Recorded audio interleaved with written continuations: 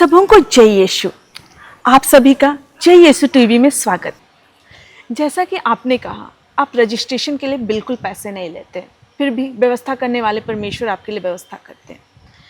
आज के टाइम में बहुत सारे ऐसे लोग हैं जो समृद्ध परिवार से हैं, परंतु वो कोई भी रिट्रीट सेंटर या आश्रम में ये जानते हुए भी कि वहाँ पर कुछ डोनेशन की आवश्यकता हो सकती है, वो वहाँ अटेंड करना जरूर चाहते हैं, परंतु डोनेशन देना नहीं चाहते। उनके मन में ये है कि इनके पास बहुत पैसा है। आप उन लोगों के लिए क्या संदेश देना चाहेंगे?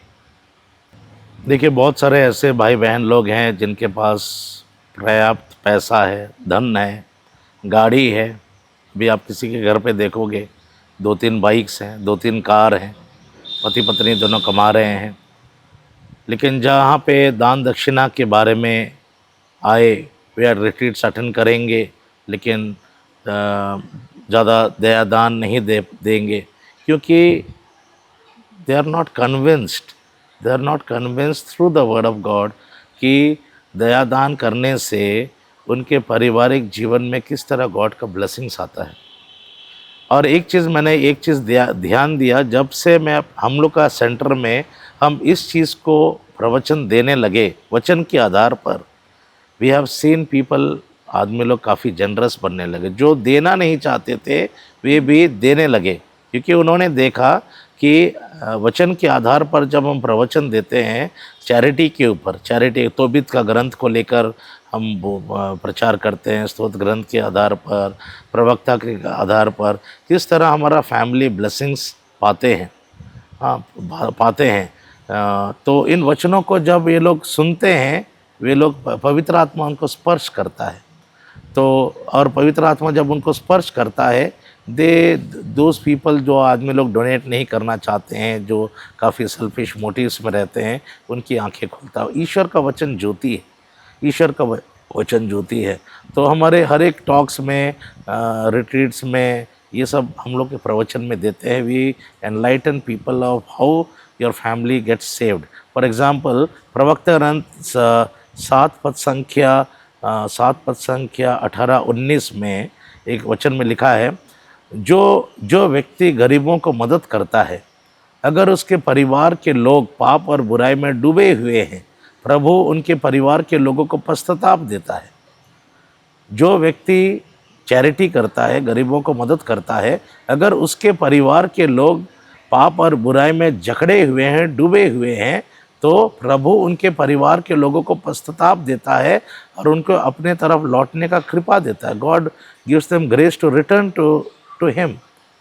तो ऐसे बहुत सारा वचन सब होता है जो लोग जानते नहीं हैं, और जब हम इन वचनों को घोषणा करते हैं, it is an eye opening for them कि yes, if we help the church, अगर हम पुरोहितों को मदद करते हैं, चर्च को मदद करते हैं, गरीबों को मदद करते हैं, तो उनका परिवार के लोग को ब्लेसिंग्स मिलता है। एक पति पत्नी को मैं जानता हूँ, वे लोग आए थे हमारे आश्रम में, और उनकी एक बेटी है जो गलत संबंध में फंसी हुई थी, जॉब करती थी, और उसने जिद्दी लगा दिया कि मैं शादी करूँगी तो इसी लड़का से शादी करूँगी, वरना मैं नहीं करूँगी। और माता पिता को बिल्कुल खातिर नहीं करती थी। लड़की MBA हाईली क्वालिफाइड थी, माँ बाप की इकलौता बेटी थी, माँ बाप बहुत परेशान थे। तो माता पिता आए आश्रम में नवीना प्रार्थना रखने के लिए, और जब नवीना प्रार्थना रख रहे थे, उन्होंने हमारे आश्रम में आकर बच्चों को देखा, विधवाओं को देखा। वे कभी खाली हाथ नहीं आते थे, कभी खाली हाथ नहीं आएंगे। कभी कभी आएंगे तो मीट के लिए पैसा ले आएंगे, दूध के लिए पैसा दे देंगे, या कुछ फ्रूट्स ले आएंगे, कुछ ना कुछ लेकर आएंगे। इस तरह हम लोग के आश्रम के बच्चों को सपोर्ट करते थे। प्रवक्ता ग्रंथ 17 पद संख्या 18, 19, 20 में लिखा है, those who help the poor God will cause repentance to their family members. ईश्वर पश्चाताप देगा उनके परिवार के लोगों को। हम देखते हैं ज़कैस के जीवन में, ज़कैस ने जब गरीबों को मदद किया, परमेश्वर ने क्या किया, ना केवल ज़कैस को बचाया, लेकिन उसके पूरे परिवार को प्रभु ने बचाया। तो जब ये पति पत्नी ने हमारे आश्रम के बच्चों को सपोर्ट करने लगा, प्रभु ने उसकी बेटी को ऐसे इसके जीवन में कार्य किया, जिस लड़का के साथ उसका दोस्ती बहुत ये था, वो छोड़ना नहीं था, दोनों के बीच में झगड़ा हो गया। दोनों के बीच में झगड़ा हो गया और लड़की नौकरी छोड़ के अपने मम्मी पापा के पास वापस आई और इतना पछतावा किया, मम्मी पापा से माफ़ी मांगा, और जहाँ पे उसके मम्मी पापा ने उसके लिए रिश्ता खोजा था वहीं पे उसका शादी हो गया। So these are the blessings when you help the poor people, you help the church, you support the priest in their ministry, in the सेवा कार्य में। तो प्रभु का सेवा कार्य में तुम कुछ भी खर्चा करोगे तो प्रभु उसका 7 गुना ब्लेसिंग्स देगा।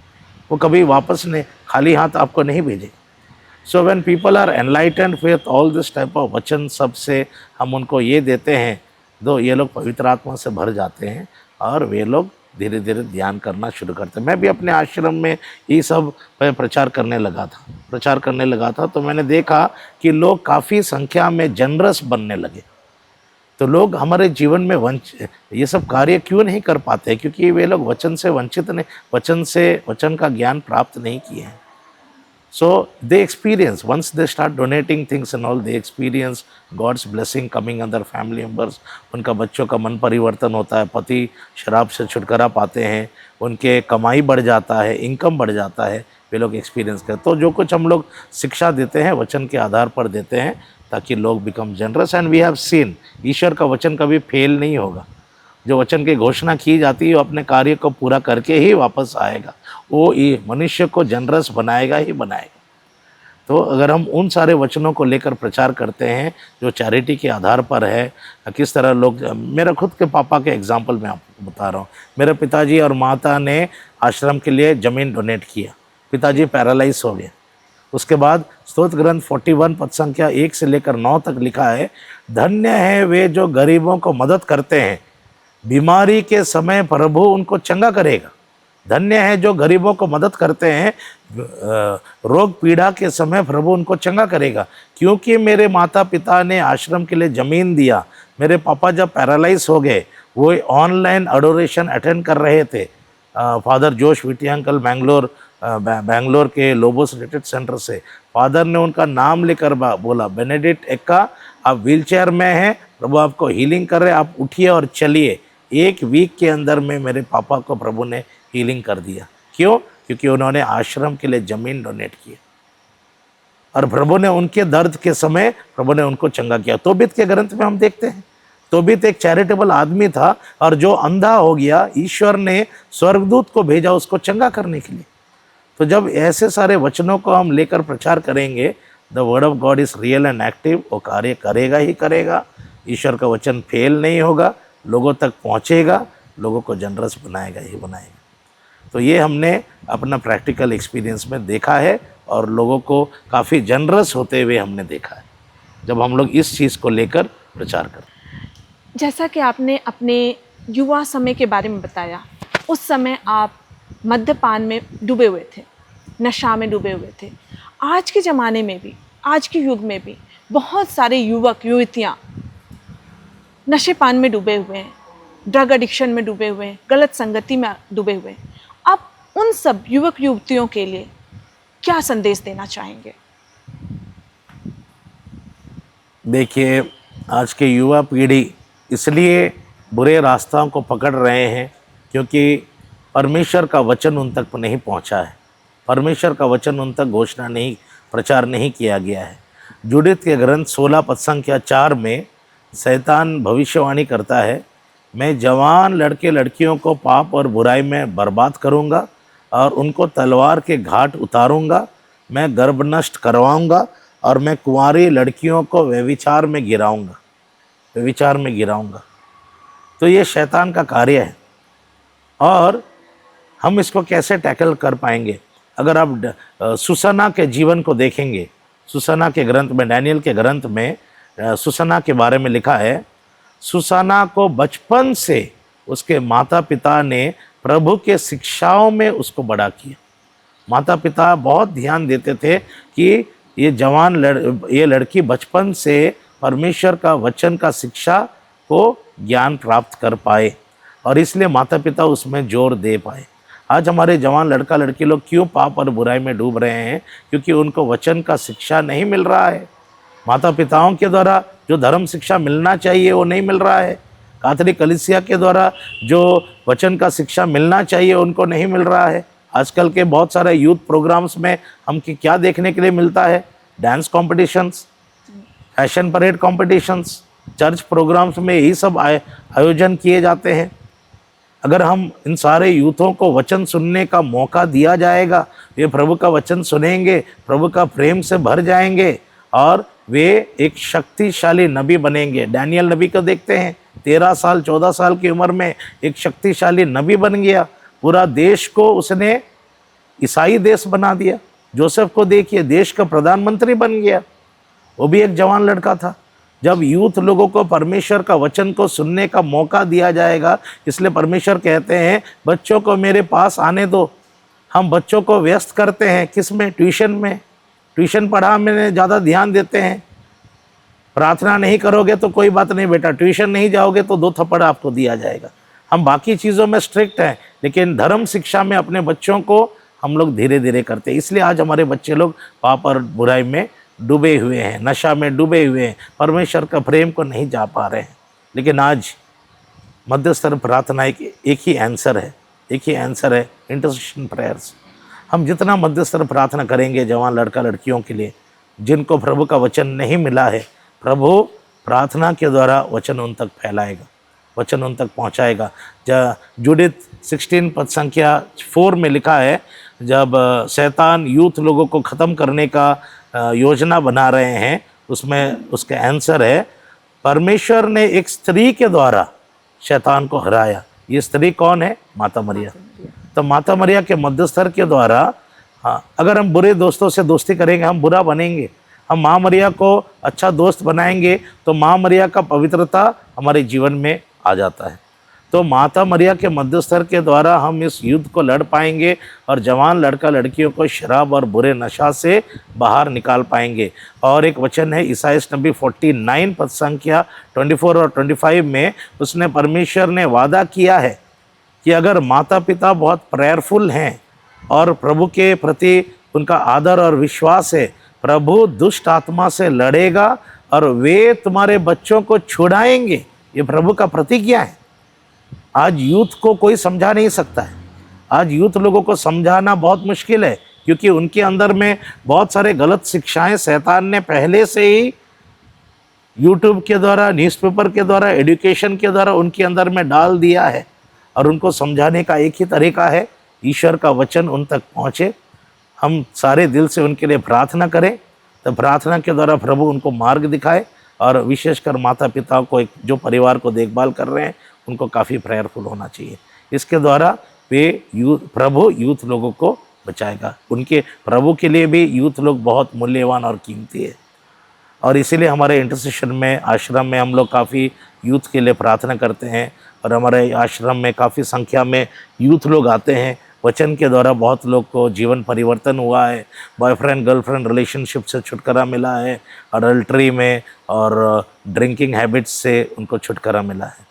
तो इंटरसेशन प्रेयर्स, फास्टिंग प्रेयर्स और spreading of the gospel among the youth लोगों को एक नया जीवन प्रभु देते हैं। तो सारे यूथ लोगों को एक जब मौका मिलता है, they will experience the real love of God, they will experience the real Joy of God. ये जो सिगरेट दारू से जो नकली लव जॉय पीस मिलता है, लोग छोड़ देंगे जब उनको सच्चा प्यार अनुभव होगा। तो ऐसे करके यूथ लोगों को आजकल हम लोग मिनिस्ट्री करते हैं। और हमारे आश्रम के जो यूथ विंग है, वे लोग इस कार्य में लगे हुए रहते हैं, यूथ लोगों को आकर्षित करना प्रभु का वचन के द्वारा, इंटरसेशन प्रेयर्स के द्वारा। ऐसे काफ़ी यूथ लोग हमारे साथ अभी जुड़ गए हैं और प्रभु का सेवा में लगे हैं। और प्रभु का ब्लेसिंग्स के द्वारा हमारे फादर लोग का समाज में एक भाई ब्रदर है, उनका सेमिनरी में ज्वाइन किया, ब्रदर अनुज बोल के, वो भी यूथ रिट्रीट में आकर उसका लाइफ बदल गया। अभी विंसेंट कांग्रीगेशन समाज में वो पुरोहित बनने के लिए चला गया। अभी फिलॉसफी 2nd ईयर में वो अभी सेमिनरी में है। तो ऐसे करके बहुत सारा यूथ लोग अपना जीवन को दे रहे हैं प्रभु का सेवा कार्य में। अगर आप छोटे किशोर, युवा समय के किशोर होते, तो आप जो अभी परमेश्वर के प्रेम में, तो उस छोटे किशोर को आप क्या संदेश देना चाहते? जिस तरह आजकल के यूथ लोग म्यूज़िक के द्वारा और पाप और बुराई के द्वारा शैतान उनको आकर्षित कर रहा है। सारे यूथ लोग को यही आग्रह करता हूँ कि आप एक बार प्रभु को अनुभव कीजिए, प्रभु के वचनों को सुनने के लिए आइए, बाकी कार्य प्रभु करेंगे। प्रभु का वचन में लिखा है, चख के देखो कि प्रभु कितना भला है। आप एक बार प्रभु के पास आइए, प्रभु का वचन सुनने के लिए आइए और देखिए प्रभु आपके जीवन में किस तरह कार्य कर रहा है।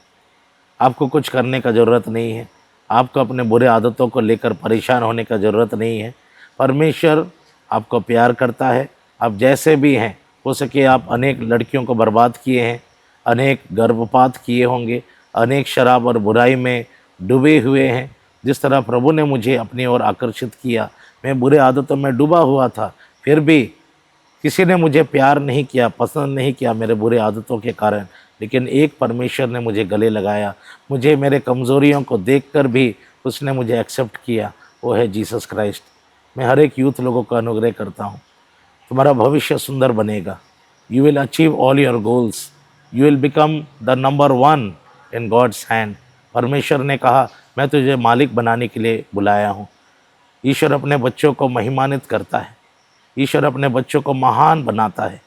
परमेश्वर आपके लिए इंतज़ार कर रहे हैं, आपके जीवन में कार्य करने के लिए। अपने बुरे आदतों को लेकर परेशान चिंतित ना होइए, आइए प्रभु के पास आइए। जब आप ज्योति के पास आओगे, अपने आप अंधकार दूर हो जाएगा। जिस तरह मैंने प्रभु को रिस्पॉन्ड किया, जब प्रभु ने मुझे अपनाया, मैं प्रभु की ओर चले आया और प्रभु ने आज मेरे जीवन में कार्य किया। प्रभु ने आज मुझे सब कुछ दिया, मान सम्मान, नाम, शोहरत, इज़्ज़त। और इसीलिए मैं आपसे अनुरोध करता हूँ, आप भी प्रभु के पास आइए, एक बार प्रभु का वचन को सुनने के लिए आइए और देखिए प्रभु आपके जीवन में किस तरह कार्य करता है। जो आप आज संघर्ष कर रहे हैं, आपका लाइफ एक ब्लेसिंग्स बन जाएगा। आप हर चीज़ में उन्नति करोगे, आप हर चीज़ में आगे बढ़ते रहोगे। ये मेरा प्रार्थना है और ये मेरा अनुग्रह है। प्रभु को एक बार एक्सपीरियंस करके देखिए, प्रभु को एक बार चांस दीजिए और प्रभु किस तरह आपके जीवन में कार्य करते हैं, आप खुद अनुभव करोगे। आज हमें ब्रदर किशोर के द्वारा जीवन में बहुत सारी प्रेरणा मिली है। बहुत कुछ हमने उनके जीवन के द्वारा सीखा है, किस प्रकार वे अंधेरे से रोशनी की ओर गए हैं, परमेश्वर के प्यार को महसूस किया है। आंखों की रोशनी ना होने के बावजूद परमेश्वर की रोशनी को देखा। इनकी शिक्षाओं को अपने हृदय में रखते हुए ब्रदर, मैं आपसे निवेदन करती हूँ, जो कोई भी हमारे इस YouTube चैनल में दर्शक हैं, उन सबों के लिए आप प्रार्थना करें। पिता पुत्र पवित्र आत्मा के नाम पर आमीन। परमेश्वर, हम आपको धन्यवाद देते हैं आपके पुत्र यीशु मसीह के लिए, जिनके द्वारा आपने हमें एक नया मार्ग दिखाया है, पापों से मुक्त किया। प्रभु, धन्यवाद देते हैं तेरे पुत्र यीशु मसीह के लिए। धन्यवाद देते हैं हमारे कैथोलिक कलीसिया के लिए प्रभु, और 7 संस्कारों के द्वारा, जिसके द्वारा प्रभु आप हमें पवित्र किए हैं और हमारे जीवन में अपनी योजनाओं को पूरा किए हैं। प्रभु हम धन्यवाद देते हैं हमारे सारे व्यूअर्स के लिए, जो आज तेरे वचनों को सुन रहे हैं प्रभु, इस गवाही को सुन रहे हैं प्रभु। हम विशेषकर प्रार्थना करते हैं प्रभु, आप सबों को प्रेम करते हैं प्रभु, आप हमारे कमज़ोरियों को अनदेखा करते हैं प्रभु।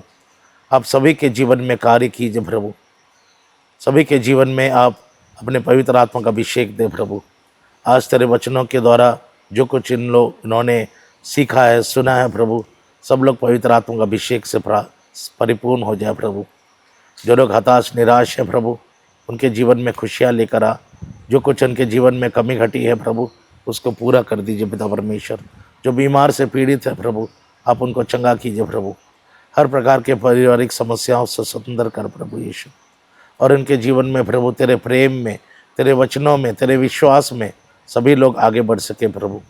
ऐसे कार्य कर प्रभु, तो इनके जीवन में प्रभु अपनी आत्मा को बरसा। संस्कार के द्वारा वे तेरे प्रेम को अनुभव कर सके, वचनों के द्वारा वे पवित्र आत्मा का अभिषेक प्राप्त कर सके प्रभु, और सारे बुरे आदतों से स्वतंत्र हो सके प्रभु। तू सबों का प्यार करता है प्रभु, और हमारे सारे बुराइयों को अनदेखा करते हुए तू सबों को आशीष प्रदान करने वाला प्रभु है प्रभु। तूने मूसा के पापों को अनदेखा किया प्रभु, और उसको सबसे बड़ा दीनहीन व्यक्ति बनाया। तूने दाऊद को क्षमा किया प्रभु, और उसको राजा बनने का पद में बनाए रखा प्रभु। तू वो प्रभु है जो हमारे पापों को क्षमा करता है और हम पर दया करता है प्रभु। आज हम प्रार्थना करते हैं हमारे सारे व्यूअर्स के लिए प्रभु, आप अपने आशीष बरसाइए, इनके जीवन में आप आइए प्रभु, और इनके जीवन को प्रभु नया बनाइए। जो जीवन आपने हमें देने का प्रदान वादा किया है, परिपूर्ण जीवन प्रभु, हर एक भाई बहनों के जीवन में आशीष प्रदान कर। प्रार्थना करते हैं यीशु ख्रीस्त के नाम पर, आमीन। पिता पुत्र पवित्र आत्मा के नाम पर, आमीन। ब्रदर, आपको बहुत बहुत धन्यवाद कि आप हमारे इस चैनल में, जय यीशु टीवी के चैनल में आए और अपने जीवन की गाथाओं के द्वारा, कहानियों के द्वारा हमें एक नया मार्गदर्शन दिया। आप सभी को ब्रदर किशोर की जीवनी के द्वारा किसी न किसी तरह से कुछ न कुछ प्रेरणा तो जरूर ही मिली होगी। इसी तरह की प्रेरणा हमारे जीवन में और मिलती रहे तो बने रहिए जय यीशु टीवी के साथ। हम फिर मिलेंगे एक नए प्रेरणा स्रोत के साथ। तब तक के लिए अच्छे से रहिए, खुश रहिए। सबों को जय यीशु।